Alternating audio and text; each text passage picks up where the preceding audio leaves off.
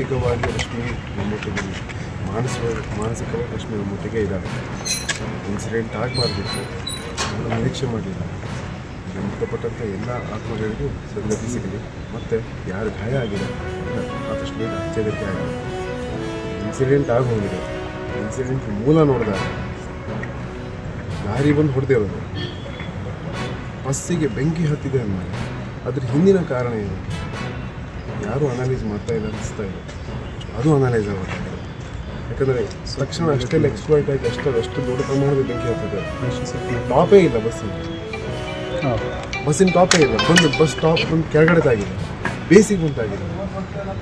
ಹಾಗೆ ಇದ್ರ ಜವಾಬ್ದಾರಿ ಯಾರು ಅಂತ ಇವ್ರದ್ದಾಗಿದೆ.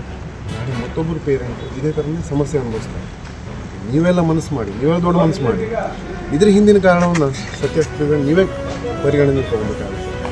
ಈಗ ಬಸ್ನಲ್ಲಿ